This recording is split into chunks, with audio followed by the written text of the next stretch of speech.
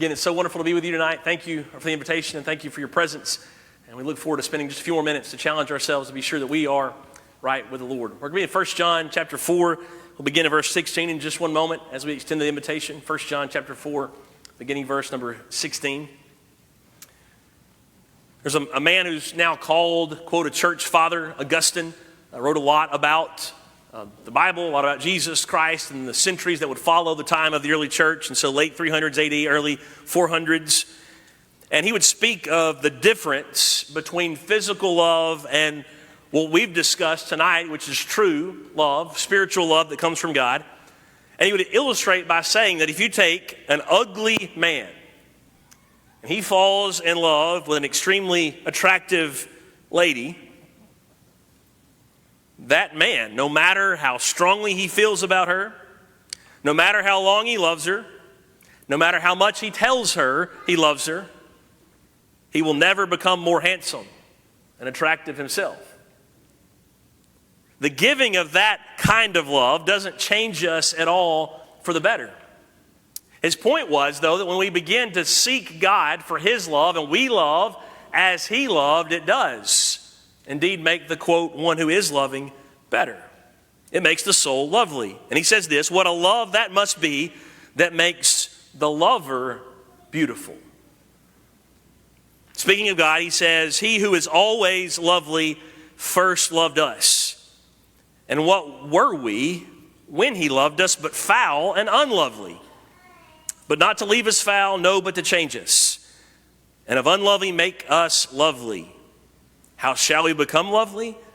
By loving him who is always lovely. As the love increases in thee, so the loveliness increases.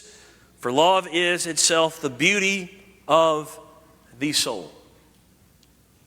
If you were to talk about the key words in the book of 1 John, and your top 2 or 3, I don't think you'd get past 3 before you got to the word love. It might be number 1 on many lists in the book of 1 John. Love is a heavily repeated and heavily emphasized word in this letter. But according to my account, there's only one time in the entire book of 1 John where John says, here's how you love. If you want to love, here's what you are to do. One time. Chapter 3, verse number 17, you're going to open your heart to your brother who's in need because you possess what he needs. That's an act of love. So of all the times he mentions love in the book, one time he says how. But 20 times in these 5 chapters, John says God's love is the basis for your love. Think about that for a minute. In our day and age, if I want to know what love is more, I want to go see a list of 13 things I can do by tomorrow to love my neighbor, to love my brother, right? Or 20 things you can do to love. We want these lists. We want these specifics. And John writes a book, the apostle whom Jesus loved, the apostle who was closest to Jesus in his earthly ministry, who kept on living till the end of the first century. He writes a book that's saturated with love, and yet he doesn't just give us all of these lists about what to do, but he does say, you keep looking at the one who is the source of love. Some 20 times, 5 chapters, you get love the more you turn to and get God. So chapter 4, verse 16, for instance, we have come to know and to believe the love that God has for us. God is love, and whoever abides in love abides in God, and God abides in him. By this is his love perfected with us. Remember Augustine's point? His love makes us more lovely. So by this is love perfected it with us so that we may have confidence for the day of judgment, because as he is, so also are we in this world. And that's talking about love. We can stand before God in judgment, what would be and should be the scariest day of our lives is instead a day of confidence, because we already are doing, loving, that which he is. He is love. So verse 18, there's no fear in love, but perfect love casts out fear, for fear has to do with punishment. Whoever fears has not been perfected in love. We love because he first loved us.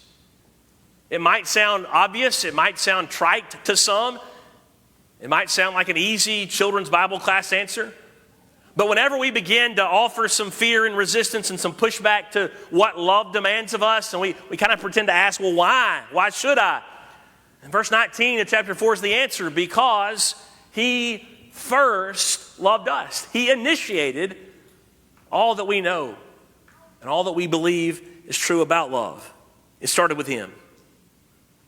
So that means that because our confidence extends all the way to the day of judgment, it casts out all of the fears that stand between us and that day. When it's scary, when it's risky, when it's uncertain to love one another, when it's scary and risky to love God, he's already given us the confidence that we need to live it out.